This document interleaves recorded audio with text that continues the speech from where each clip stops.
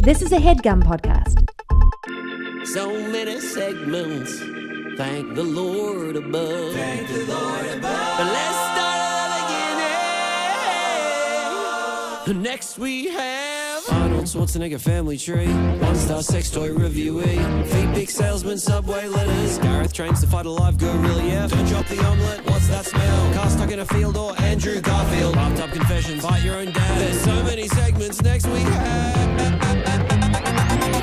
Welcome to Next. We have, I'll tell you, I don't know if you saw the response today from our last episode, but people didn't like how much we were hitting the buzzers, which is going to be Is that true? It's going to be tough because that was a lot of buzzers when we had the Doughboys on. But I'll be honest, we were talking about incorporating the buzzers a lot more.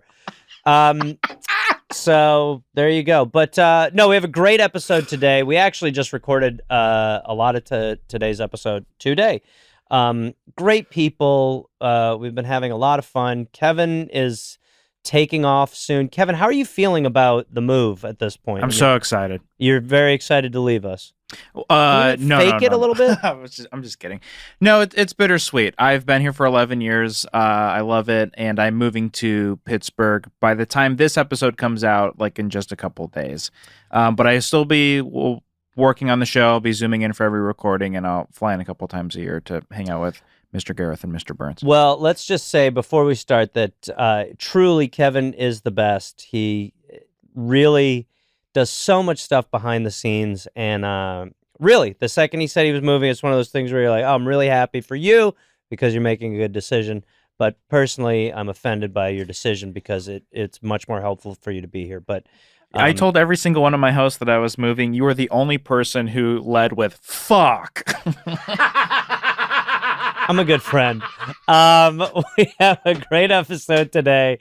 What did I say after that? I was like, good for you. You're like, I get it. Yeah. What did everyone else say? Everyone else was like, oh, I'm happy for you? Yeah. They're liars. It's Hollywood acting. But we have two great guests and then a game with another two great guests. Yep. We're starting off today with the great Jon Gabrus, who is just... Jon Gabrus is human Prozac. I say that about a few people. Jon is among them. Love Jon. We talk. We have a great chat. So Jon Gabrus is one of our guests. Then we were so excited to have Edi Patterson come in. Edi, from a ton of stuff, but she was on Vice Principals, The Righteous Gemstones. Incredible comedic actress. She has a show, Playgirl, which she does live. And you'll see some hints of that in one of the segments we do, probably not this one. We play our second round of Mo Chicago with Billy Marchiafava and Scoochie Boochie, who are two Chicago-based rappers. We get into it with them. They are great, funny. So it's a great episode of Next we have today. Encourage everybody to go to YouTube. Someone messaged me today and was like, this is really a YouTube podcast. And I was like, yeah, we've been very clear. You can go to YouTube. You can put YouTube, but it's really not that hard. But we try to make it listenable as well. Tell people about the show. Listen, if you have a confession you want us to work on, hit the show up, producer Burns at GarethReynolds.com. I want to interview children. Nobody wants me around their children. I don't know what's happening. But I used to do kids' birthday parties, for Christ's sake. But producer Burns at GarethReynolds.com if you have any ideas. Enough of that stuff. Let's enjoy the show. Next, we have Jon Gabrus. Jon Gabrus. What a legend. Dude, thank you, friend. It's crazy how many times our paths have crossed over the time. Like, I first met you maybe shooting a pilot of yours for MTV in like 2006. I cannot believe that you even remember 2005 that. or something. Yes. I barely remember what happened there. I just always stuck like your name is a fucking earworm name. Annoying. I know. I have 25 Johns and Mikes in my life. I have one Gareth. And saying in my life is kind of like it's nice. aggressive. Honestly, it felt good. It felt very nice. I like that. You know what? You are in my life. Thank you, Jon. I do. I am very curious with your comings and goings. Luckily, I have Chef Kevin to keep me updated. I think Kevin keeps us connected. But no, that's true. You were in a pilot I made for MTV, but you're kind of like me in that you are a grinder. So That's another. I feel a kinship towards you due to a similar sort of like. We're like polyps. Yeah. The business has tried to shake us off, but we've carved out little. I ways keep adapting. to Okay, is this what the new business is? Is podcasting? Fine, I can get to C- successful in podcasting. But I could jump into this. First of all, you're better than that. But you know what it is? It's also that everyone's always like, you're the nicest dude. And that I think really helps. And I always think that I see you at like random shit, or I hear you've done random shit. And it is because you're just like fucking human Prozac. And we've just been continually doing something for now. Whether they like it or not. I've previously said to people outside of the business, I'm like, look, I haven't had to wait tables or teach improv for like 18 years. Yes. So I consider myself successful.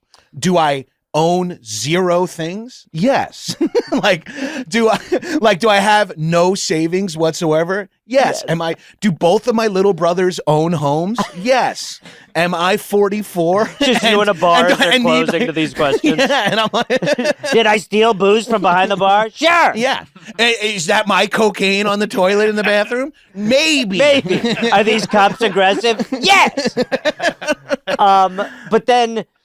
But okay, so then you've like, were you in the Guy Code era? Like you were on Guy Code. I've also been very like my path has been so wild. I've been part of such like UCB in the mid-aughts and like Guy Code and Wild and Out, and besides the obvious racial differences, are two of the most different comedy worlds to have been part of. But the Guy Code thing, like we have so many friends in common from that time. I am successful, and I am the least successful person to come out of Guy Code. That was crazy what happened there. Schultz. I mean, some of these people have their fucking fingers on like the levers of American society. Yeah, unfortunately, we were the dumbest group of guys. The show was about like, yo, you better have toilet paper at your house when you have bitches over. And it's like, what? And then it's like Andrew Schultz is then talking to the president being like, yo, how much pussy do you get, Trump? Like, what the fuck? That is a quote from a Trump speech, actually. Like, you gotta have toilet paper if a bitch comes over. If you want to have bitches over, you have toilet paper. These dumpy chicks love 2-ply.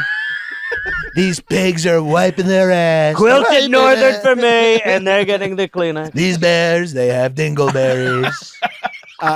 Yeah, and it's like Lil Duval, Charlemagne the God. Dude, it's crazy. Yeah, Chris Stefano, and then like Pete Davidson. Yes. Pete Davidson was like 19 on the show, and I'm like, this guy's got a fucking screw loose. And he's like, that guy's fucking Kim Kardashian. No. Wait, what? The MTV show I had. He couldn't do his taxes when I met him. Dude, he was 17 and he was on my MTV show, and he was like, did I do okay? And I was like, this is really weird. I'm like, I was old to myself then. Yeah. And I was talking to a 17-year-old, like, that was really great. It's an honor to meet you. I was like, this is pathetic. And then now I'm like, this is a nightmare. This is so sad. But now, okay, so now, like, are you on the road a lot? I started doing stand-up in the last year for some weird reason. Well, nobody knows. But haven't you done it before? I've done it a bunch. Yeah, right. Just because I like to perform and challenge myself, much like I like going to someone's podcast, not knowing exactly. I don't mind driving to a fucking like Echo Park wine bar and seeing like, and I don't mind doing comedy for free because I came up at UCB in the mid-aughts, so I don't need to make money. I like performing and I like to challenge myself. And stand-up recently is the only thing that really gets me nervous. So I feel like I've connected to something because I get a little anxiety about wanting to do good. How because you are just like, you're stage comfortable. You're very good at all of that stuff. But how adaptable has it been? Has it been easy to like kind of start it up? Because you're so good at bits in general, and you probably worked up some bits in your head over the years. Yes, anyway. And like I could like riff on a room for long enough and stuff. I did Jesse David Fox's, like he did my podcast a while back, and I was talking to him about how I want to do stand-up, but I like all the people I look up to, he just kind of like unpacked it for me. He's like, well, what if you do whatever you want to do and people go to it and enjoy it, like you've succeeded in like you don't have to do Mitch Hedberg one-liners or Birbiglia like theatrical pieces or Mulaney crushing or whatever. I wish I picked a non-white man. No, those are the greats. Yeah, they're three. All the greats are whites, John. We all agree. They're three of the best in like different directions. Yeah. And then I'm like, oh, so if I just go up there and kind of like riff into the mic for an hour and people don't hate it, that's a success. And I'm like, oh, fuck, yeah. And I don't need to like do stadium. I would love to, but I don't need to.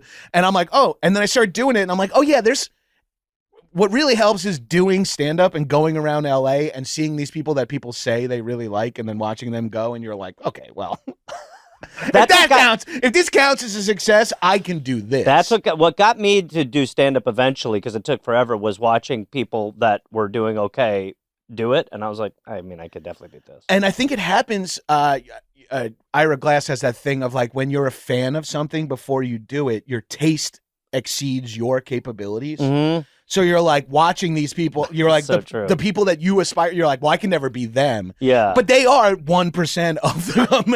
And if you are in the top 20% of stand-up, you can make a living. Yeah. But you're like, I'll never be as good as insert this person here. I'll never be as good as Paula Poundstone. Whew, got a woman in there. But she did have some accusations hurled against her. Another John, thing Paula and I have in common is we like funky outfits and something with our families. But good for you. Well, we had a couple things planned. So one of the things we thought we would do is, I mean, because you have become so synonymous with action stars, action movies. Yes, that has you've carved. We've talked to your co-host. You for some reason didn't make an appearance, but I like to fly solo. Yeah, as you should. Shed a couple of fucking losers. But you guys have been financially tied to for a decade. Well, God knows how much longer. Really, what podcasting is? Friendship, Bank Brothers. So the Action Boys stuff has just gone. That's been huge for you guys. I can't believe that people. I mean, we do a good job. We are knowledgeable. It is an actual passion of ours. We are actually friends. So all those things that allegedly make a good podcast, they're all there. Yeah. But I just can't believe there isn't this much of an audience for it. But so it is. I mean, it is like we all look back. People our age, you look back on the 80s, the action stuff. I mean, it's fucking nuts. It was. I'm really like looking at current culture in America, and a lot of these people in power grew up on the same movies as I did. But when I watch them, like when I got to be like 20, I was like, well, that's kind of a weird view on Vietnam. You have John Rambo in First Blood, he's got the right point. And it's like, and then you're like, these other guys are like, dude, we actually need Rambo. And like, I remember being like 13 and going like, Internal Affairs better get the fuck out of the way on this investigation. Let him cook. And now I'm like, fuck the police. Maybe I am an Internal Affairs fan. Like, I don't know. But now people are like, they all want hero cops, rogue cops, CIA, Delta Force. Like, but isn't that like, we're like, to what you're saying, not to cut you off, but that like we rue that time now, and it's also terrible. Every time I look at like CBS ads, I'm like, who the fuck is watching this? It's all cops. It's all procedural. It's all Navy Amazon is just like, they just want to put Chris Pratt in every CIA role. I've watched every single one of them. And what do you think? They're all so medium. Right. But I'm starved for like, when I was 10, I wanted to be a Navy SEAL when I grew up. I was reading. You saw the movie Navy SEAls. I saw the movie Navy Phenomenal SEAls with movie. Charlie Sheen as Hawkins. Yep. Michael Biehn as the leader. No, Michael Biehn as Hawkins. I was obsessed with that movie when I was a kid. I was the only like 12-year-old who was reading Point Man by Doc Watson. What is that even? It's a memoir from a Vietnam vet, a Navy SEAL who was like the first point man.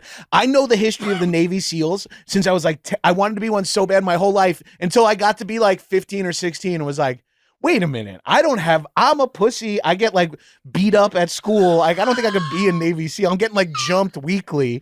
And I'm like, okay, I don't think I can be a Navy SEAL. I'm like, but I'm smart and charismatic. I'll be an FBI agent. And then I like switched to that and I wanted to be an FBI agent until I took AP Psych like junior year, and I'm like, I'll be a profiler. So this just keeps going. That you were like, I need to be involved in. I wanted to be in law enforcement, and even once I started to get really into comedy and stuff, and like I was always into comedy as action movies at the same time. I was like, oh, I'm really charming and interesting. I'll be a witty FBI agent. Like I never thought to do a because no one in my family is like supporting me. My mom and dad are just like, you should be a lawyer. You like to argue so much. You should be a lawyer. And it's just like, and like, that was it. Like, that's like, they couldn't even think of another job. And I was like, okay. And no one was like, hey, you seem to love comedy and you watch 2 movies every Friday night from Blockbuster by yourself in your house. Maybe you'd want to get involved in TV or movie. My dad was a grip. My dad was a gaffer. Oh, is that right? I didn't know. You're from here. I did not know that. I'm from New York. Oh, yeah, right. Yeah, okay. he worked at the 10 o'clock news. He was a studio lighting technician and like did all their field pieces. And then when I finally was like, I think I might want to I was an AP bio major when I was a biology major when I started college for like 2 weeks. Then I found short form. I found improv and sketch and rugby back to back. And I was like, nope, this is my new personality. Those two feel so much more like the building blocks of who you are. That's so, I had Not no idea. Not a lot of people know this. Yeah, I know such an insane amount about the Navy SEALs, starting buds training. I know names of actual Navy SEALs, like guys. I'm so obsessed with it, and nothing has turned.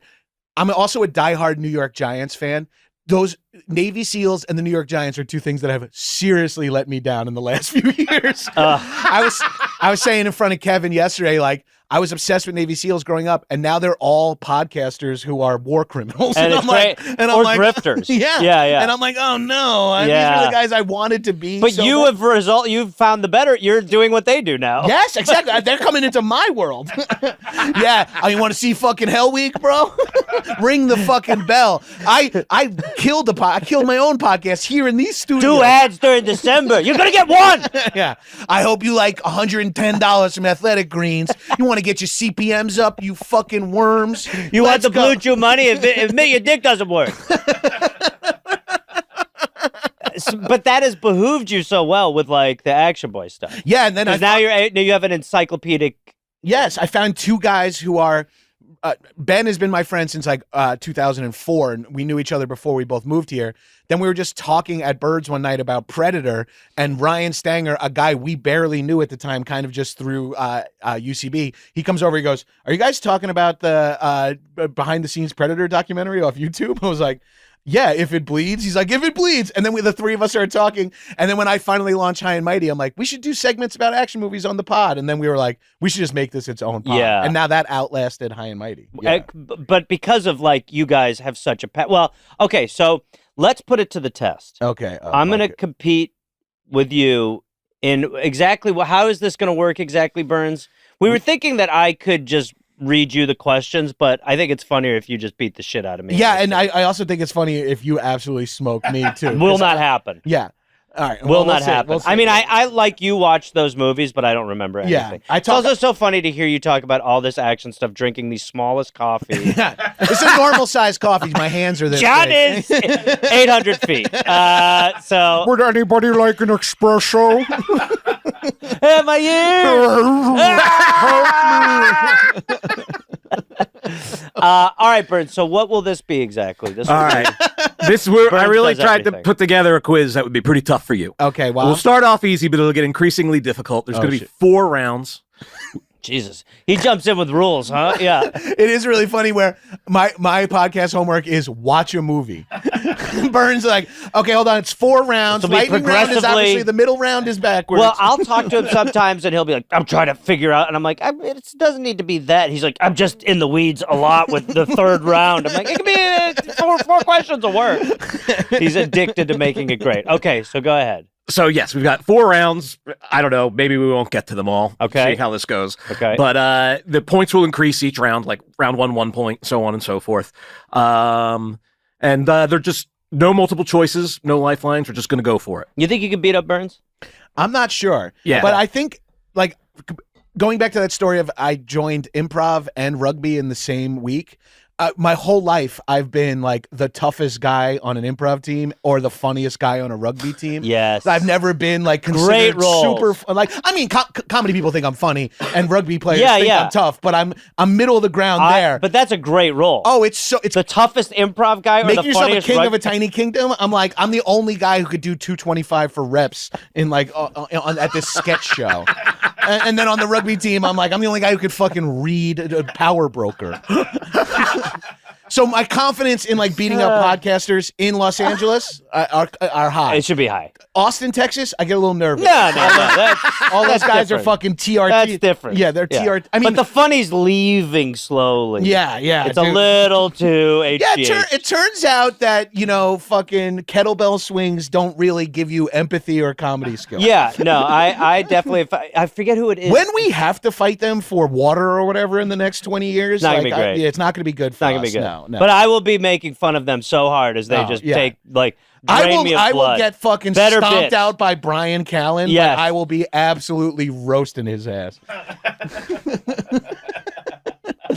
All right, Birdsey, give it a shot. All right, question 1. Okay. Now, how's this work? We just free for all it? Yeah, I think he's, Yeah. we want to go feel get the free buzzers? to dunk on me. We wait till you finish the question. Yeah, wait till I finish the question and then first one. Okay. What is the name of Jack Burton's truck in Big Trouble in Little China? Pork Chop Express. Wow. Didn't even have nothing. I had nothing. Great. All right. What is the name of Arnold's daughter in Commando? Oh, fuck. Pork Chop Express. It can't also be Pork Chop Yeah, Express. it can be. It's Alyssa Milano, but I can't remember. I remember that because at the beginning he's like, "You're going down the rocks." So cute, how dead I am. I am a father. You are a storage device. I mean, my only daughter. I must rescue you. I'm out on name. Well, fuck, I don't know. Sheila Burns.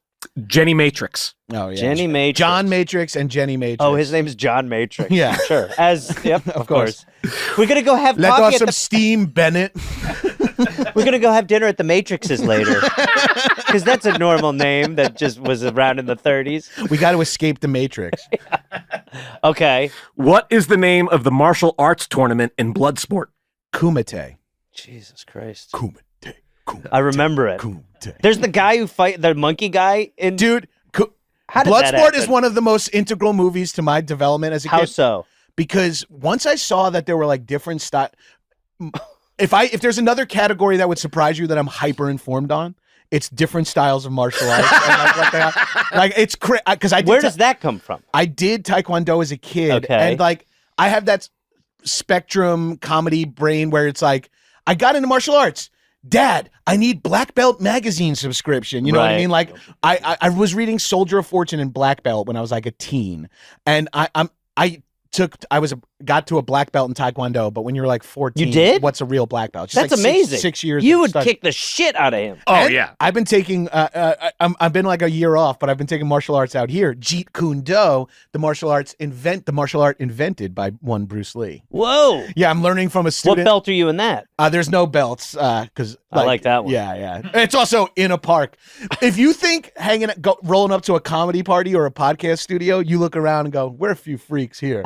Go to a fucking Jeet Kune Do class in the fucking park and see. I've never walked into a place and go, "Well, I'm the least weird guy here." Wow. I am normie. Wow. It's crazy. It's like weirdly freeing to be like, "Well, I'm the least fucking sicko fucking guy here." It feels good. Good for you.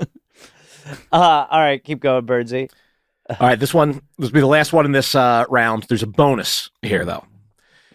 What university did Dalton attend in Roadhouse, and what did he get a degree in? NYU philosophy major. Jesus Christ. Pain don't hurt. How many times have you seen that movie? Roadhouse? Yeah. Incalculable? Minimum.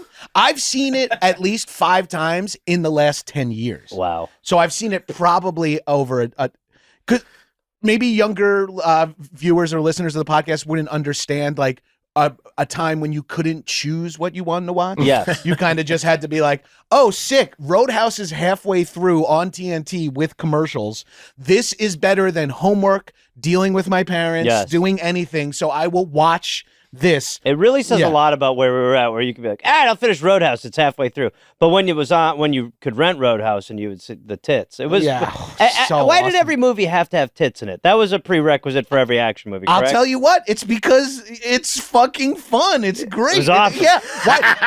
Why is every movie lit so well? Because it's fucking Why are there great. lines? Yeah, because it's great to fucking look at. It was awesome. I think there should be more tits, and I'll say it, cock in movies. There you go. I want to see fucking more sweet. We watched To Live and Die in L.A. on Action Boys recently. You see William Peterson's hog in that movie. Wow. Yeah, gets backlit in a sex scene. It's awesome. It's like half hard. Yeah.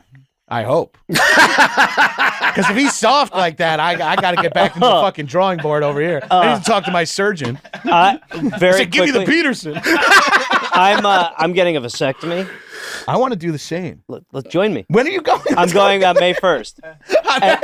We've always crossed paths. Oh, here we are, both at the same urologist. He's doing a Holding two-hander. Yeah. Like Thelma and Louise. Face to face. We just have the tables rotated. But they showed me the video for it.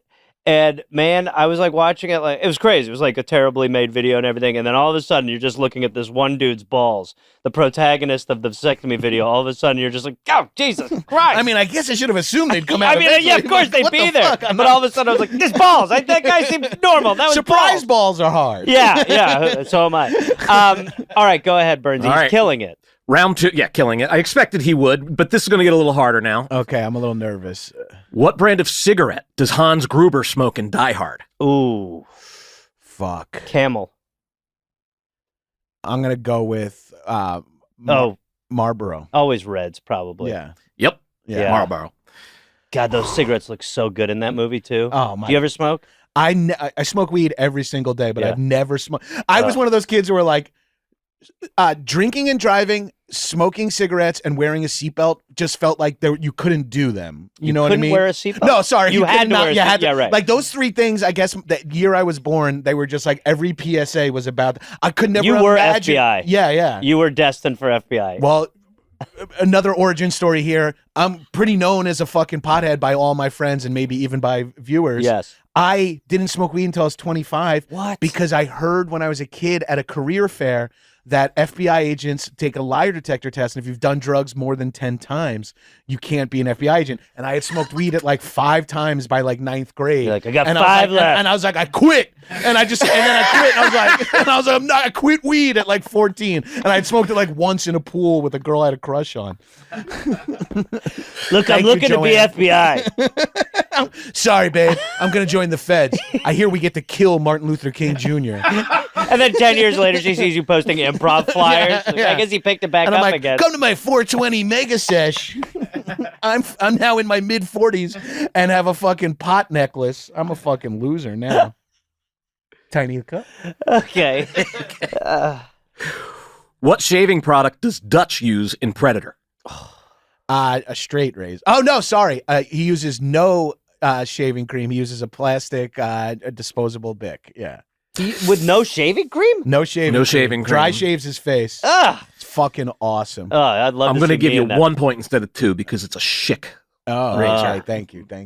But very close. Keep me humble. No, that was brutal. Yeah, kick his ass. You can beat him up after. What is the name of the fake board game in RoboCop? It's not. I'll buy that for $1. That's a game show. I'm out. Yeah. Fuck. I can't think of it. That is shocking that you even. I have no clue. I don't know any of these. What is it?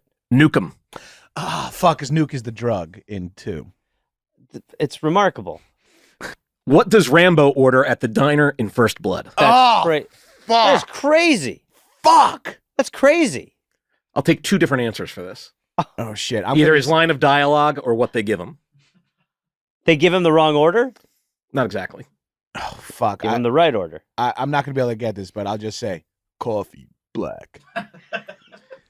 He orders something to eat, and they gave him a sandwich and a coffee. Right. Fuck. Something to eat? Oh God, I fucking love that movie. Yeah. First Blood is so good. If you really want to understand like American policy development, I say watch First Blood and then Rambo 2 back to back. First Blood, he's very much like, you lied to us. It's a meditation on PTSD Right. and troops coming home, and it's arguably anti-police in like the cops are the bad. Brian Dennehy and the cops are like the bad guys. And he's struggling, and it's like this really rich text. And then in Rambo 2, he literally says the line, "You're going back to Vietnam." He goes, "Can we win this time?" Oh God, Jesus Christ! Yeah, and it's like it's all about they still have POWs and shit, and it's like that. You know, like we did a dollop on that whole POW fucking bullshit thing. Oh, dude, it's crazy. It's perfect topic for you guys because when I learned that was sort of like just fucking It was just propaganda. this guy. Yeah, he was just like, we got to go get him. And everyone was like, don't say no. Right, yeah. That's a crazy thing to say no to. And my grandfather, my paternal grandfather growing up was a U.S. Army vet, and everything was the POW flag underneath the American flag everywhere in his house, at the VFW, wherever we were. And I was just like, this is actually important. Oh, yeah. And then you grow up and you're like, I never questioned it. Yeah. I never everywhere. I was like, yeah, I mean, whatever it is. We better get them. Let's get them. Are they still there? Yeah. Well, I think they died from natural causes by now. Am I crazy? Yeah, most of the Vietnam vets I know didn't survive here. Yeah. They're eating grubs in a fucking bamboo prison. I don't think they're doing much better.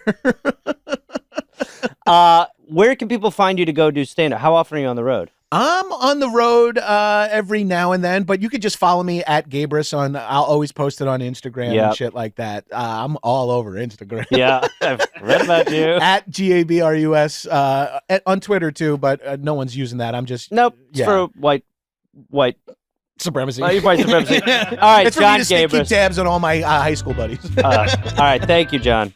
All right, we are brought to you by Quince. Look, I don't know how else to say it, but without knowing that I was going to talk about Quince today, I wore my new Quince jean jacket, and I absolutely love it. I love Quince. Everyone I tell Quince about, they come back like, this is the best clothing. They give you a thoughtfully built wardrobe. You've got pieces that mix well, that last, and that's where Quince shines. It's premium fabrics, considered design, and everyday essentials that feel effortless to wear and dependable even as the seasons change. When I go on the road, I take so much of my Quince stuff with me, and I want to wear it when I'm walking through the lobby of a hotel, but I'm like, no, this is for the stage, okay? Yeah, do I want to be a hot shot at the La Quinta? Of course I do. But when I walk out on stage, I want people to be like, wow. And stuff, it's just the signature pieces that they give you are the best. So they have everyday essentials. The quality lasts. They have cashmere sweaters. They have short sleeve Mongolian cashmere polos, bottoms, shorts, tees, and 100% Pima cotton. I don't know what that is, but I'm telling you, it's the greatest feeling in the world. Quince, great quality, great price. It's sourced. They think about the environment. I cannot say enough good stuff. It is just simply my favorite place to get clothing from. Can't say enough. So right now, go to quince.com/next for free shipping and 365-day returns. By the way, this jacket, wrong size, I sent it back, return, no problem. That's Quince. That's a full year to build your wardrobe and love it. And you will. Now available in Canada too. Don't keep settling for clothes that don't last. Go to quince.com/next for free shipping and 365-day returns. Quince.com/next. Jon Gabrus, the best, a real beauty. So yeah, listen, if you can see Jon Gabrus on the road, I would highly recommend that. And now we go to Edi Patterson. Edi, we talk about it on here. I've known Edi for a long time. This happens in this business where you see, I remember when I first moved to Los Angeles, Andy Dick used to produce my sketch comedy group. And I remember one time I went over to Andy Dick's house for like some stuff, and he was talking to me, and he was just like, oh my gosh, like sometimes you'll see your friends succeed beyond like what you had. He's like, fucking Jack Black just exploded. And he was like lamenting it. When I saw Edi Patterson doing so well, I was like, this is so deserved, so funny, such a truly great, smart performer. So next we have Edi Patterson. Edi, the reason why I wanted to start talking was because you've done, we used to do a lot of shit together. Sure. Like we used to be involved in like the Dan Stedman, That's right. Rajiv Productions. That's right. Every time they would bring, like, they would somehow get financing for things, and you and I would always be there. Totally. And it was very improv. He was in town not that long ago. I too. actually shot something for them. I forget where the fuck it was. But I went and like shot a thing for it, but I was like, whoa. Yeah, it was crazy. They in were like, what state? I can't remember. You where traveled. I traveled. Wow. I was there.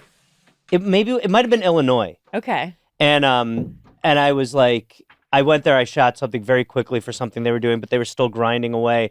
But I haven't talked to you in so long, but we used to see each other very regularly, like doing these little like gigs before anything happened. Totally. And then all of a sudden I was like, when I saw you on Vice Principals, I was like, holy shit. And then and you were so funny, and then Thanks, you kind of dude. got involved in this whole world of just like, what a fucking whirlwind it must have been for the last decade. I mean, it's been cool. It's Yeah. great. Yeah. But it was one of those things that happens where you just see people you know or friends of yours succeed, and I was just like, holy shit. And then, but you really have like just had one of these runs that is incredible.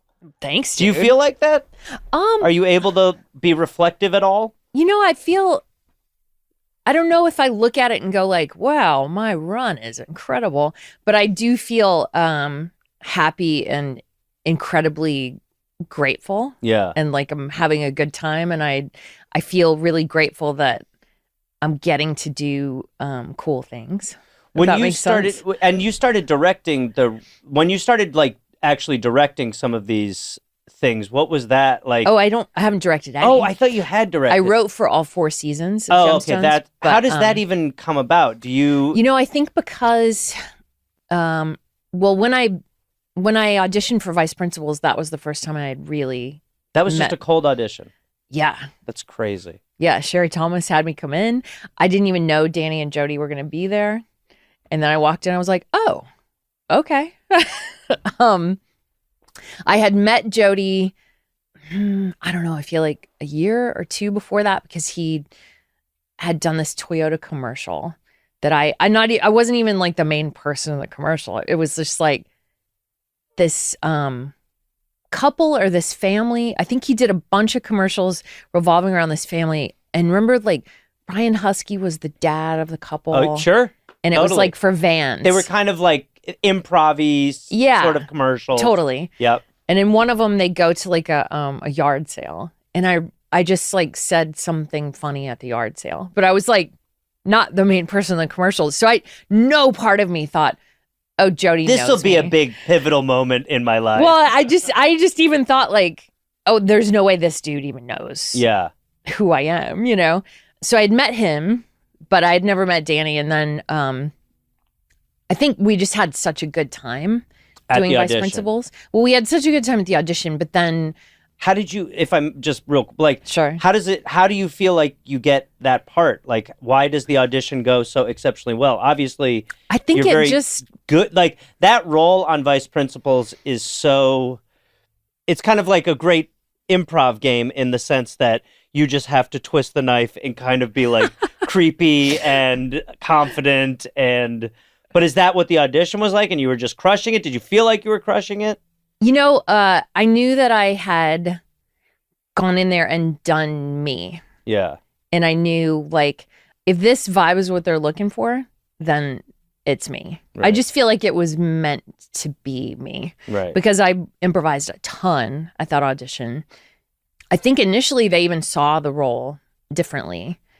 And I just kind of knew, well, this is what I do with it. And if that works for them, great. If it doesn't, that's what I do with it. And then you make the show, and then when I got on the show, we discovered pretty quickly, McBride and I, that we had a really fun time, like bouncing off of each other. Yeah, I think then that led to, because we had such a fun time, the role was supposed to be, I think, 4 episodes in the first season of Vice Principals, and then it all morphed. And then I did every episode of the second season. Yeah. I can remember Danny calling me in between it was a very small break between filming the 2 seasons. And he called me and said, like, I don't know, would you be interested in it maybe being like a Fatal Attraction type thing, and you maybe being like this, And I was like, would I?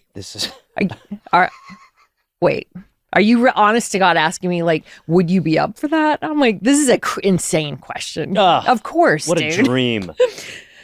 So then, because we had such a good time on that, then we wrote a movie right after that. Yep. And through doing that, we discovered, like, oh, we write well together. We wrote it with this other writer, Jeff Fradley. So then I think probably off of that, he said, well, would you write for all 4 seasons? Oh, no, yeah, 4 he wasn't seasons. like We didn't know like what it that, was. but then eventually, will you write for this first it's season? so of fucking Gemstones? great. Yeah. I mean, and then obviously that lead, like, when you're doing the Righteous Gemstones, that all shoots in Charleston, South Carolina. Right. Yeah. And then everybody basically lives down there Yeah. now. And that is... I have a little place there. Oh, God, you're part of the crew. Yeah. I mean, I hope to work with these dudes in some capacity. Forever. Why would you not? Till I'm a body. Yeah. A dead body. Well, okay. So that's all bit, like I said, it is like surreal in the greatest way because I'm watching this and I'm just going, holy shit, like Edi has just done so fucking well. And you are so fucking funny in those roles. Obviously, like they are great at teeing people up for success. But like you're saying, I mean, the fact that he calls you and is like, do you want to do Fatal Attraction? I mean, that just became such a great runner on Vice Principals. And then so fun. Judy, I mean, you took on a life of your own and all of that stuff. So as like someone who used to work with you a lot, I was like, man, it was so fucking great to watch. But so when you were going to do the show, I thought... Thanks, by the way. Oh, yeah, it's phenomenal. But so then I call Dan, who we used to work with, and I was like, do you have any old shit that could be funny for us to watch? And he did send one thing that I thought we could watch. Now, I haven't seen it either. Burns, my producer here, has...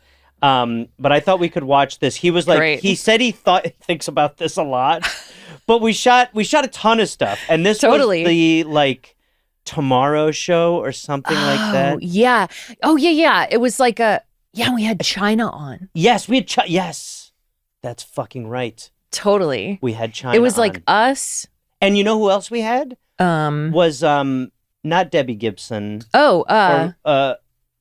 Tiffany? Tiffany. That's right. Oh. So this is so long ago. Whoa. So I don't even remember this. How long is this, Burns? Do you know? 6 minutes. 6 minutes. So I thought we could watch this a little and maybe jump in and just see what it's... I don't even know if China's... Do you know what year this was? I honestly do not. Okay. I mean, I would guess... This has got to be like 2013-ish or something. Yeah. This is if not 2010. I definitely will watch this and feel old. I don't know. I mean, so you're gonna feel that way immediately.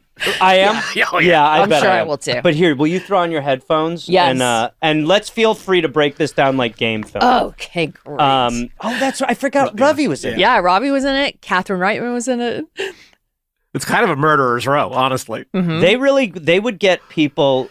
I remember. We'd shot one thing and Victoria Jackson was there. And I was talking to her at lunch and I was like, there's some strange views coming out of her. I was like trying to catch up with her. I was like, I don't know if I believe that. Yeah. Okay. So this is called the Tomorrow Program. It was supposed to be like a View. You're Fiona. Oh, I'm a tough guy? I'm Graham. Oh my God. Can you turn it up a little? The Tomorrow Program. The program where we discuss the issues of tomorrow today. Where we also discuss Wait, you're British? I pause it very quickly. I completely forgot that, obviously. Don't remember that. Me too. I'm also like, am I a biker? What am I? What were you supposed to be? I guess like a rocker chick? Yeah. I don't know. Holy shit. Discuss real things that matter in the world, real issues. We get down to the bottom of issues that matter. Yeah, of course we do. Yeah, and today's topic I'm is serious. very sensitive and close to my heart. It's celebrity suicide.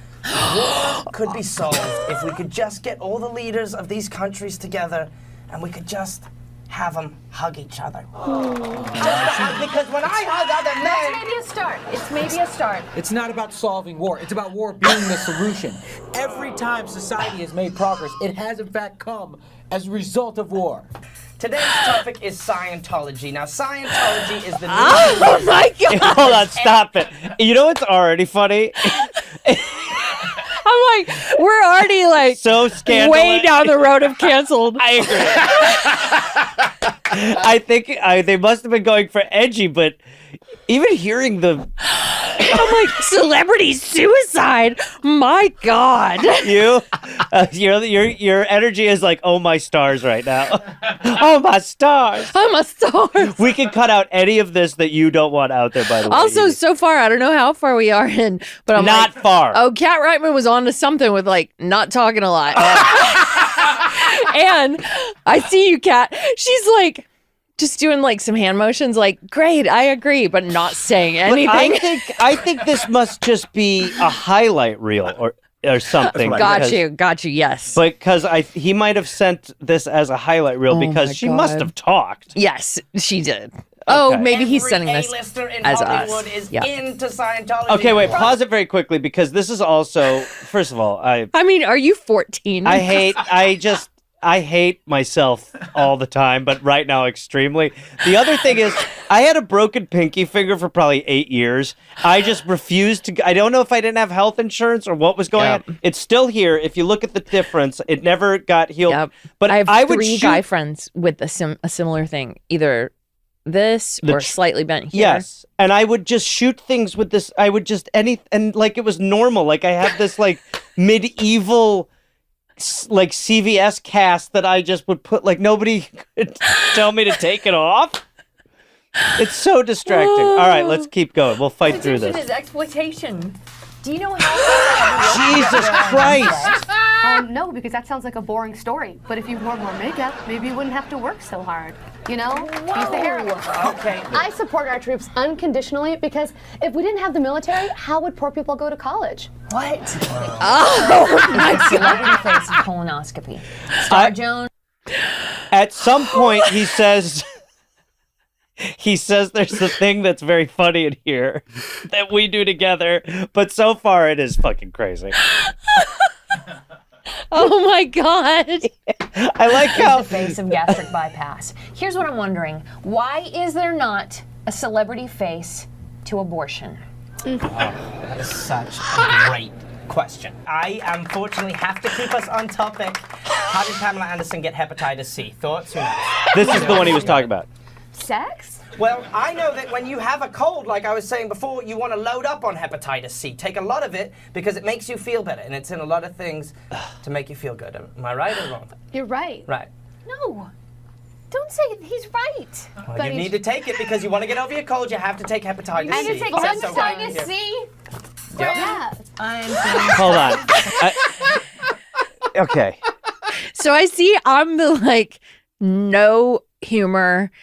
I'm like the very serious one. Isn't that a good idea in retrospect now that you're actually not going for jokes while I'm doing all hepatitis C celebrity suicide cracks? I mean, I'm sure in the moment I thought, I'm not funny in this. And now I'm like, thank God. But also, look at what I'm wearing and my body. It's really been upsetting to watch how, I don't know what your head is so round. My head is like round. Your head has changed shapes. And my body is just, it makes me uncomfortable. And I'm me. But that's what I mean. I look back and I'm like, what the fuck is this? We used to go just shoot this shit all the time. Totally. Like we would be like, no questions. Like, great, whatever. Because they were really nice guys and it was always fun. And there was always with, not that they weren't nice guys. They are nice They're guys. They're fantastic guys. Yeah, they're great. And, it was always fun to me that they were making it happen creatively with like no money, no backing. And I always thought like, why not? Well, it's actually very similar to how, Danny and Jody and I mean, it's just, you just start shooting. And what they would do is stuff like this is probably what kept me going. Mm-hmm. Because it was the appearance of like booking things, even though this was all free. I guess these aren't my clothes, but so, you'd be going through wardrobe and stuff like that. And I'd be like, yeah, and something would sell. Nothing. I mean, it was just sweat equity always, but watching this now. Some of you may recognize me as the lead singer of my all-girl band Doll Parts. Keep it real. Our generation was brought up on video games, and we're taught that violence is good. Video games should be outlawed. Okay, wait. You know what's great about this? Your character is actually like normal in retrospect. My guy, I can't wait for him to start dropping some terrible terms. Have you figured out who's on my shirt? No. No. Me neither. I'm still stuck on my body, to be quite honest. Oh, you know what? That's just a shirt I used to have, and it was just some weird shirtless man in a room. Like in a wood-paneled room. Holding a flag, I think. Oh, good for you. I think my shirt might be my own too. Animals jump around, fine. Who cares, right? Video games that are violent should be outlawed. The issue is animals and animal rights. Right. Animals are basically people too, you guys. They just speak a different language. I know that was a good point, but I couldn't follow it. I didn't understand it. Hello, my name is Ashish Ilapogu. I am from Canada. I am, of course, the only one with a real degree. Just kidding. Why would you give a homeless person money? It is well documented that women tend to not thrive in society. That's crazy. Okay. Well, economically speaking, women tend to be more of a suction on society. Fantastic caregivers, but at the end of the day, we need men to really make the world go round. Now, I'm not literally, obviously, the solar system makes, but... Hey, what's up, guys? We gotta have Ravi in here. Ravi's, I don't know if I can you make it through all of this? Sure. Okay, keep going. It's Trish Stutz here. You probably recognize me from my YouTube hit Prankster Girl, where I dress up like a little baby doll and bash guys in the nuts with a wiffle ball bat. Pretty good. It actually I'm is interested in ahead, Prankster Girl. honestly. And celebrities should not be encouraging children and babies to be committing suicide. That's a good question because a lot of people don't know. By voting, you're electing the next president of the United States of America. But how do you mean a lot of people don't know that? Who doesn't know that? I didn't know that. I'm not from here, but I didn't know that. Well, you know what? I think we should be doing it more like Graham's country, Britland, because a monarchy gets the country back in line. One man should tell everybody the right way to live. Am I awake right now? Politicians are almost uglier human beings than celebrities themselves. Okay. It's been about 40 seconds and no one has referenced the fact that Trish just said Britland. You know what, guys? You've got to respect we the could Bush stop. dynasty. I mean, good George- Lord. What was this? You talking about these guys? Who are the guys? Like, Well, they were these guys that usually made like narrative stuff. This was like something. This is I think they wanted to make like The View, but I think we shot episodes fake? of this though. It has no footprint online. I feel like we did. No. Good. We'll change that, Edie. Don't No worry shade. about that. No shade to those dudes. No, but the first thing that I did when I came to LA, like I auditioned for this thing and it was theirs and I booked it. And it was like Deborah Jo Rupp from that 70s show was in it. Tony Hale was in it. Wow. One of the guys from the Brady Bunch. And it was funny. Yeah. And it was like I was shooting. It was the first time where everyone was like, buddy, you're not going to be able to walk down the street in a year. Like, this is going to be so big. And I was going like, wow. I was like, this is crazy. I'm like 26. I'm going to be very famous. I mean, it's a little late, but I knew it was going to happen. And then they shot it and then nobody got it. Like Deborah Jo Rupp, I remember sitting there and she was like, you're going to be so huge. And I was just like in between scenes and I was like, this is fucking crazy. Yeah. And so they would just put together these incredible casts of people and they would somehow get money to shoot things and this sort of shit. And Edie and I were always like, we were on their roster. We were always there. I remember Lindsay Stidham was on a lot of their stuff. Tim Bagley, who is one of the funniest men of all time. I mean, he's so fucking funny. I remember Octavia Spencer was in something I shot once with them. Rich Pierre Louis was in a bunch of them who I love. Like, it was wild lineups. Yes, of cool talent. And I always kept being like, something will happen, something will happen. And then, but this, I don't even remember this. I remember going. We went to some weird office. Yes, I remember shooting it in a Culver City building or something. Yep. But then actual content, I don't remember any. Me neither. None. None.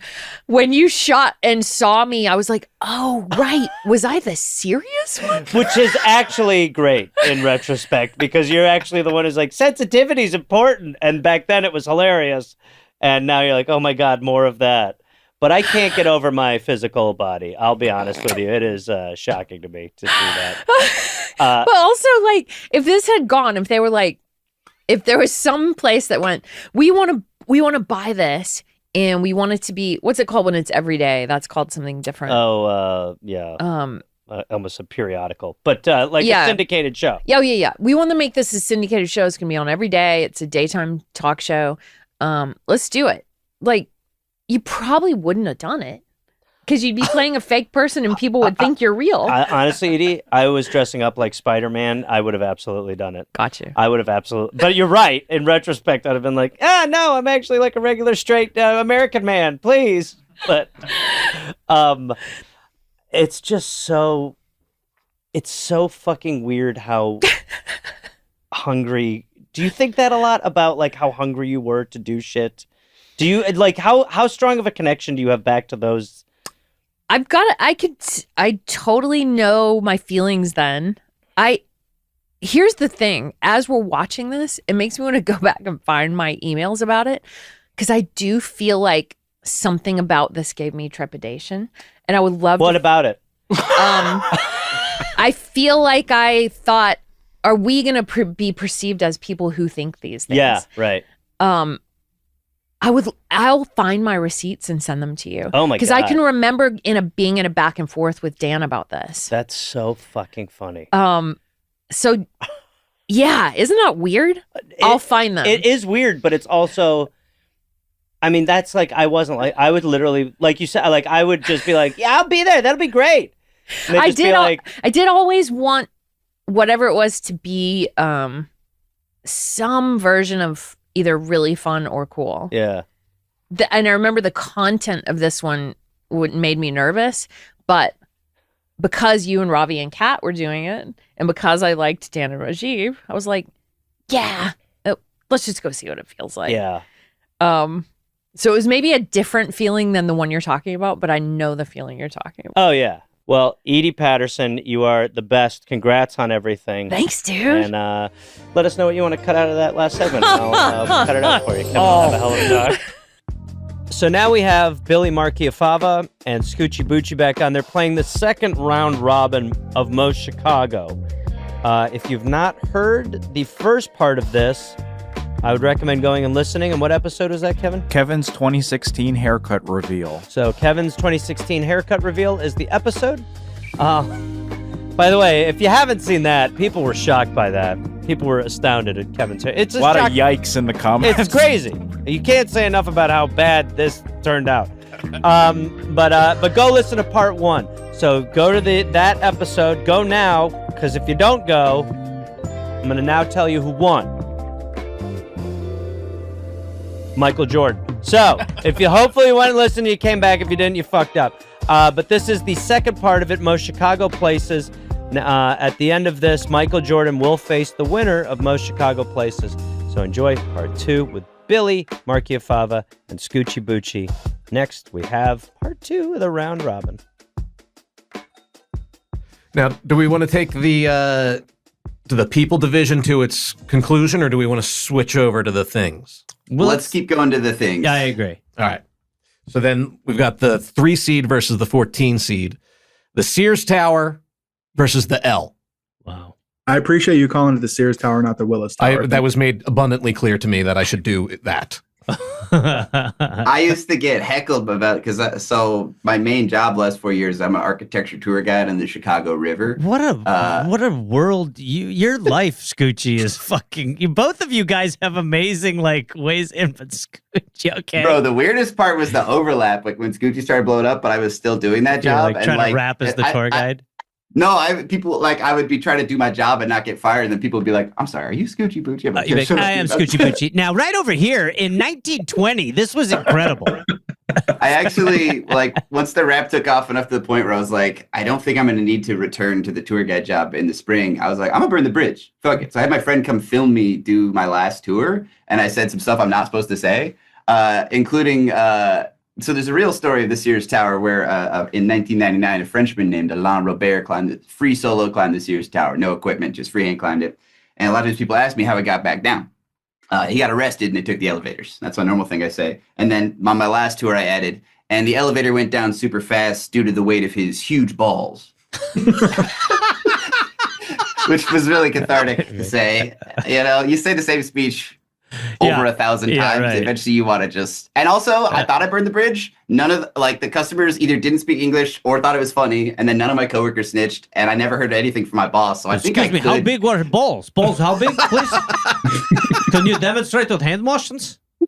Showing meters. Yeah, showing meters. Yes, with different system. Okay, well, what do you think? What do you think, Billy? You know, I'm an advocate for public transit. I've been around the United States, and I got to say, the L's great. We have one of the best. I think it gets you to and fro easy.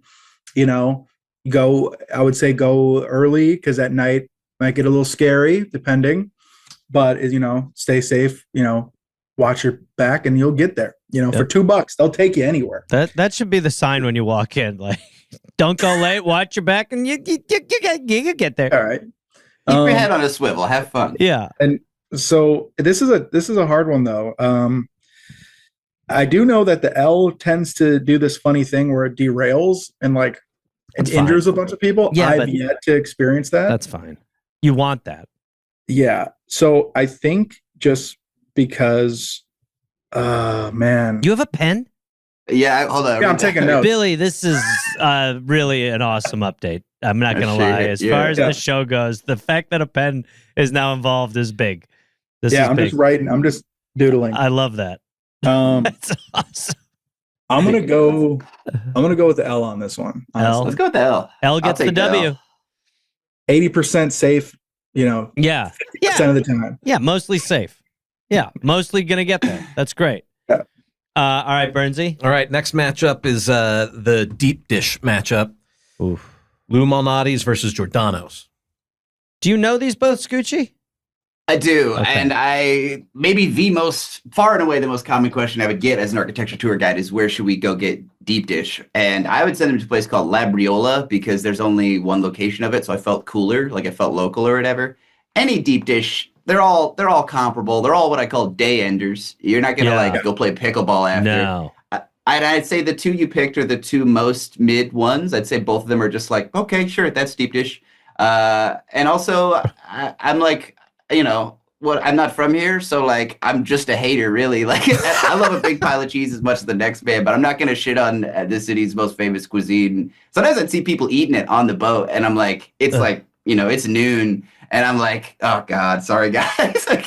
Your day's over. Billy, what do you think? I mean, it does seem like a shot across the bow from Scoochie. It's deep dish is a tourist trap. It's like interesting. We don't eat like if you're from Chicago, you're not eating deep dish, but you're going to recommend it because it's like the Chicago hot dog when people have it because it's not everywhere, So I personally like a thin crust. Like I'm going like Pequod's. Pequod's is my favorite pizza place for sure, and that's a deep cut. But Lou's versus Giordano's, I'm going to go Lou Malnati's for sure. They also do takeout. Okay. And it's annoying when a place doesn't do takeout.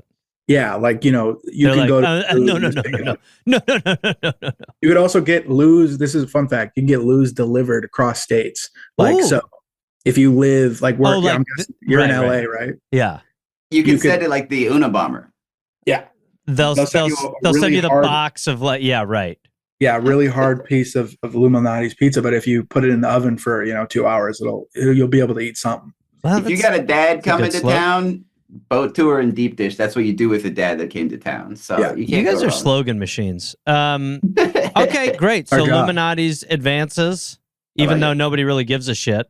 But that's important. Billy taking notes, important too. Burns, what's next? We're going to stick with food and go Culver's versus Portillo's. Culver, what the I'm offended by this one. Go ahead, guys.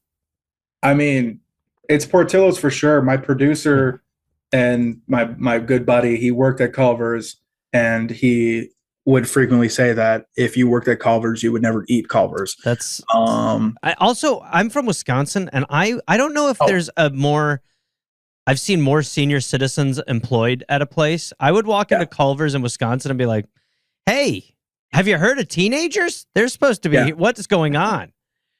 Yeah. I mean, they do have a good like Butterburger or whatever. I remember the Butterburger. Yeah, a Butterburger is someone who's really hot, but they're holding a burger. Or no, maybe that's it's a slogan right there. an ugly person, but you want to eat the burger. All right, Scoochie, do you co-sign? Have you had Culver's? I mean, Culver's in their whole branding is Wisconsin-based, right? So it's hard to say that we're Chicago. I think that's Culver's is Midwest, but there it's should be a Wisconsin. hospital attached to every Culver's. So by default, again, Portillo's will advance. Yeah, that's an easy one. All right, final matchup. The Chicago Dog versus Braving Winter without complaint. Wow. Braving winter without complaint. It's bad right now. I think it's like 2 degrees out or something. I've heard it's bad. It's single digits right now. Yeah. Oof. Yeah. Braving it without complaint. Well, actually, that phrasing is interesting because I think the complaint is a key part of it. I think it's one of the most unifying things about it. So I have a lot of comedy friends that move to LA and they say it feels kind of isolating and like not as much community. And I think a big part of Chicago's sense of community is our mutual suffering. I think you're supposed to hate your life for 6 months. So look at this pile of coats. These are all coats. This is all coats, and you have to put on a mech suit. What doesn't this room have? By the way, the extension on your cord for your headphones is shocking. It's like when you were a kid and you got like the long cord phone. You're like, I'm actually in the living room. Receivers in the kitchen. Let's say you're popping into Lou Malnati's. You have to take off you just got they home deliver. from Lou Malnati's. They deliver. Okay, bad example. Yeah.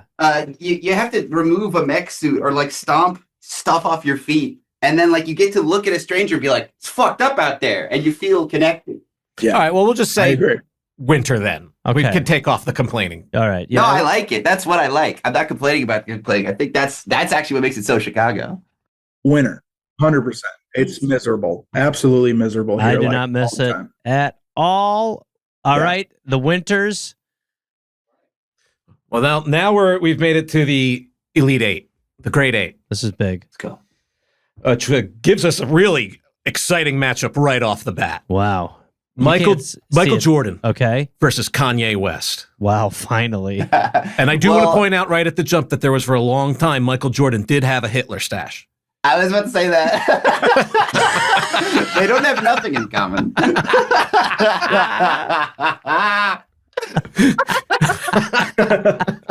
Talk about balls, dude. If anyone could do it, Michael Jordan's who's going to say something? I'm Michael Jordan. It was a shocking era. He was doing the Hanes commercials too. The Hanes guy was like, "Cool, Michael, can we get? Have you gone through hair and makeup?" And there's a hair guy behind him, he has. Yeah, he's all set. We talked about it, and he said he's good to go. Part of me wonders if it was a surrounded by yes men thing, where he asked his boys, "Is this bad?" And they were all like, "No, it's great." But part of me thinks it was also just a Michael Jordan competitive thing, where he's like, "They said I couldn't pull off a Hitler stash." No, he looked good. He looked good. The last stash. I don't know about you, Scooch, but I'm going Jordan on this one. I think because yes. He brought so much. He's done a lot for the city. Kanye's done a lot for himself. It's true, but it's true. Yeah, he mentioned Chicago a lot, but yeah, I would say both of them have dealt with an insane level of fame that no one can know what that's like. And Jordan seems to have handled it better by just becoming an alcoholic. Whereas Kanye became a crazy person and all this other stuff. But both of them have for sure an excuse to be crazy. Not that it's justified. Also, no, you're right. But imagine your job is to go on stage and literally say, quote, "I am a god," and have 80,000 people be like, "Yep," and then try to go just have tea and be normal. Then go to Portillo's. Yeah, they're yeah. Can I get a number 5, old lady at Culver's? I think I lean Jordan both because I'm a huge basketball fan and Kanye's a bad person, but also because Jordan, I think, handled his insane fame better. Yeah. All right. So there we go. So Jordan advances because he put all of his it went into the mustache. All right, Burns. Cubs versus Ditka. Ooh, fuck.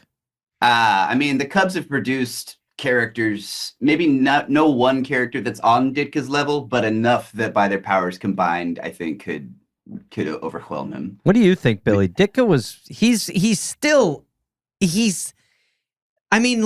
maybe even more than Jordan. Ditka is still even if you watch the Chicago game the other night, so many people dress up like Ditka still. Yeah, and when the Cubs aren't winning, people don't really talk about them too much. Yeah, that's true. I think. I also want to say that Ditka had as many championships as the Cubs did in over 100 years. Wow. Yeah. Yeah. And he's got a great restaurant. Go to the Navy Pier. They got a Ditka's over there. There's a Ditka's somewhere in Chicago. And it's phenomenal. Very expensive, but very good food. Very expensive. We're going to Ditka's. Yeah. She ain't cheap. We got to get a ribeye. We got to take out a second mortgage. Yeah.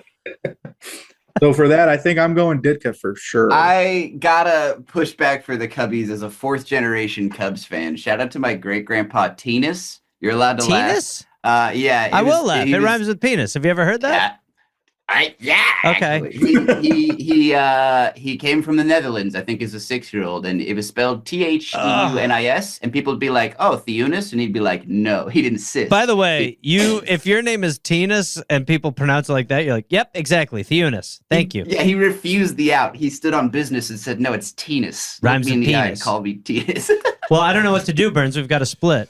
Yeah, I mean, that is tough. I think I don't know. Maybe you get the deciding vote. I think Billy gets the tiebreaker as someone actually from the greater Chicago area, and I can't. Well, Burns said I would get it, and if I would have gone Ditka anyway. So there you go. So either way. And also, Ditka leads to funnier matchups in further rounds. So correct. It's fun to say. There's a lot of good stuff. All right, switching back over to the Things division, we've got the L versus Lou Malnati's. Well, we know it's I think we know where this is going. So I just had like a vivid image of what that smell would be like in that place. I've seen someone eat Luminati's on the L. Did a Stargate open? Just a big green hole open below them. Some of my darker moments are eating Taco Bell on the L. Like it's definitely not because when you think about that, the L train is really sidewalk on 4 sides. You're in basically inside the belly of a snake that's all sidewalk. You know what I mean? Yeah. It's that level of gross. What do you think, Billy?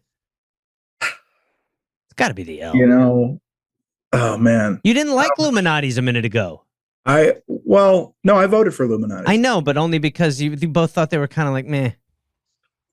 Yeah, but it's most Chicago. Okay. Yeah. Not what do we like the best? What is the most Chicago? That's what I'm trying to stick to that because I would go the L, but I feel like Illuminati's. Like I hear people talk about it that have never been to Chicago. They talk about the food first, sports second. No one's really talking about the public transit. I wish they were. And other cities do have trains. They don't have the L specifically. Yeah. But they don't got Lou Malnati's unless it's in the mail. Like Kevin, you're from Chicago. You agree? Yes. I agree with Lou's. I think everyone's on the right path here. Yeah. And I relate with the the inner battle of what you personally want versus what is most Chicago. I mean, this is important. The history is watching this. So are we saying Illuminati's? Yeah. I think so. Wow. Yeah. All right. Wow, that is a surprise. That's an upset. Shocking. That is a huge upset. Suck it, L. We derailed the L. One time I was on the Brown line and a guy started throwing coins at me. Like I was about to get off the train and like a quarter fell down. I was like, that's weird. I look over and there's a guy just staring daggers at me and he's just firing coins at me. There's worse ways to be assaulted. Yeah. I was like, do you want him back? What does this mean? Yeah. If you're on the train from like anywhere between like 1 p.m. to 6 p.m., you're going to have a great ride. After dinner. You keep putting this out. And that's why I'm saying Illuminati's got to win because like, the L is like good for half of the day and then it becomes like kind of a hellscape. Yeah. So, I filmed a whole movie on the L after 1 a.m. because there was just no one who wanted to do it. You know, I think the Washington Post says democracy dies in darkness, but with the L, safety dies in darkness. Yes. It's not total darkness. There's the light from the crack pipes to illuminate your path. Yeah. Oh, that's important. I have seen someone smoke crack on the Blue Line on my way to the airport. Now, if that guy got change thrown at him, much different reaction. Oh, yeah. Any listeners, if you need the breakdown, Blue Line, a lot of times it's more downers. People are sending me down. Red Line, they're up. Crackheads are up on the Red Line. Brown Line, people are reading real books. It's a completely different vibe on there. Best Line, Brown Line. That's true. Best Line, Brown Line. All right, there we go. Advancing. And then rounding out the Elite Eight, we've got Portillo's versus Winter. I mean, that is really why you go to Portillo's. I feel like I go more when it's dark and cold. You're just like, fuck it, burger time. It's sort of like the train where other cities do have winter. I've experienced winter on both sides of Lake Michigan because I lived in Grand Rapids and now I live in Chicago. I'd say a Chicago winter feels different. You get a lot of these, like today, where it's so cold and dry, it's unbelievable. Like you can feel it in your like nose hair. You feel your nose hairs cuddling for warmth. No, my mustache freezes. Yeah, I bet. Yeah, my brother visited one time. He's like, dude, it was windy. I rounded a corner. It was windy. I rounded another corner. It's still windy. How is it possible? 3-directional wind. It's just a unique type of winter that we have here. Yeah, and it shapes our whole mindset, I think. Yeah, and people talk about it. People talk about it a lot, but people also talk about Portillo's a lot too. I hear I heard Gabriel Iglesias say it. Like, you got big names dropping in on Portillo's, but. True. I think there's enough vegetarians in Logan Square during the winter that don't think about Portillo's at all that it might shift it in the favor of winter for me. Billy, you're the voice of Chicago. Oh, come on. History is looking at you right now. You've got a pen, a Roomba, a dog. I'm just drawing circles right now. That's fine. That's your process. That's what some psychics do. Your process is your process. So Where are you going? I am psychic. I already know who's going to win on this. I'm gonna go Winter. Wait, you're saying you know who's going to win this round? Winter. Yeah. No, I know who's going to win everything. Oh, you do. I'm already because I'm so You're already there. Okay. All right. Good. All right. Winter. Winter advances. Congrats to Winter, you motherfucker. Yeah. All right. Down to the final four. Here we go, boys. This is big. No more bullshit. Jordan versus Ditka. Whoa, shit. Whoa, that's like in Dragon Ball Z when two guys come together and an entire mountain just gets leveled. This might be too powerful. Fuck, dude. Billy, first reaction? All, even the handshake before that is crazy. Yeah. Oh man, this is getting good. Stash versus stash. Yeah. How many Jordan stashes do you need to 31? One Ditka stash? I don't want to keep bleeding on this. Scoochie, I'd love to know what you think. Yeah. I think we put the ultimate winner in a basketball style format, and it's going to be tough to knock Michael Jordan out of any sort of bracket. Fair point. And I mean, also like you could go to just about any country in the world and you say Chicago or Bulls, and they're probably going to be like Michael Jordan. I don't think the Bears have that level of international acclaim, because there was no dream team, because if there was a football dream team, there would have been multiple fatalities. Can you imagine just like in the 80s if you sent an American football team to like France and they just kill a bunch of young Parisian men? That'd be tough. Hey, he's dead. We don't know what to do. Oh You my didn't God, tell us 6 the of rules. them. They are not moving. They're not just kicked out. moving. They didn't know. They're like in biking gear. All right, what do you guys think? Jordan, dude, just count the rings. Yes. I think you're right. Yeah, Jordan. I agree. Jordan. All right. For sure. Burns, I think this is Billy, probably your prediction of where this ends. Go ahead. Lou Malnati's versus Winter. I mean, we just had Winter beat Portillo, so it kind of already won on the food front. But By the way, this Cinderella Winter story. Who knew? yeah. I have it as the 15 seed. Crazy. Oh, damn. Like St. Peter's? That's crazy. Crazy. Man. Come on. I mean, we hear about everyone knows about the Winter. Yeah. It is so Chicago. And by the way, can I just say, if this all ends with Michael Jordan versus Winter, it's a pretty good final. That's some Chicago really shit right powerful. there. Not to tip the scales. It's a good question of what do people bring up when you mention you live in Chicago? Well, a lot of times it's like fear. They're like, "Are you safe?" And I'm like, "Yeah, please keep thinking it's dangerous so rent stays somewhat reasonable." I like that. But I'm more likely to be like, "Oh, cold up there," than to be like, "Oh, pizza up there." You know, Pizza. Billy, co-signing Winter. Oh yeah. All Okay, day. It's Winter. the worst, but everyone knows it. So now it is Michael Jordan versus Winter in the Chicago Battle Chicago? Royale. man. This is awesome. I would love to watch that fucking fight. Do you ever have it where you're walking between warm places in the winter and you're like, how the fuck did people live here before central heat?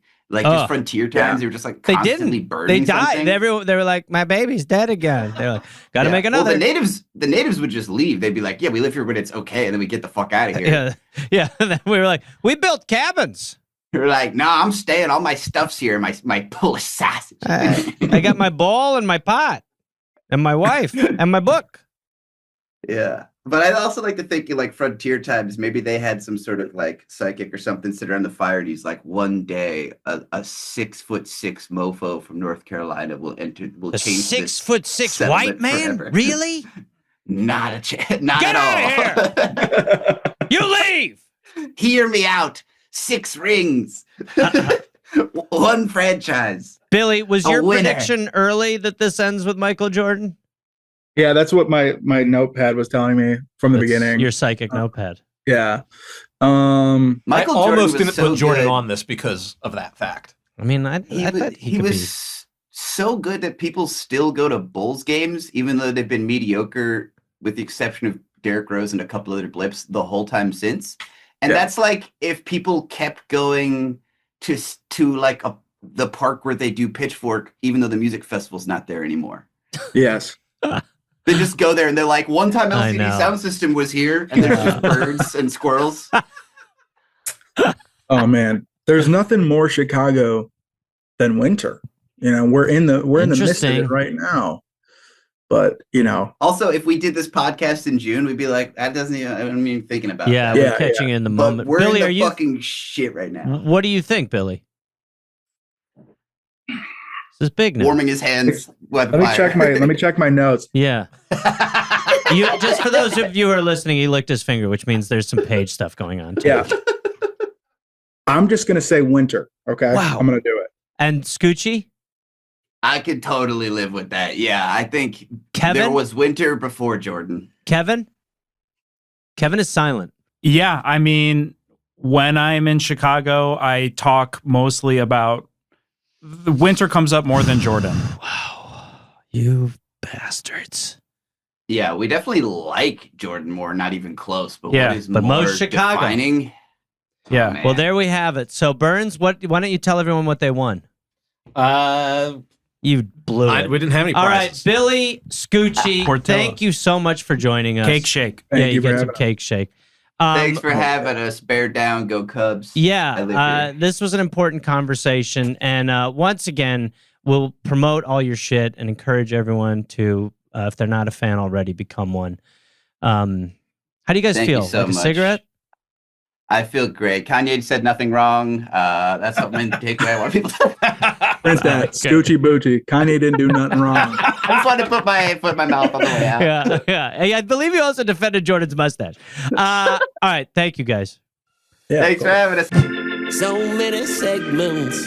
Thank the Lord above. Thank the Lord above. But let's start again. That was a Headgum podcast.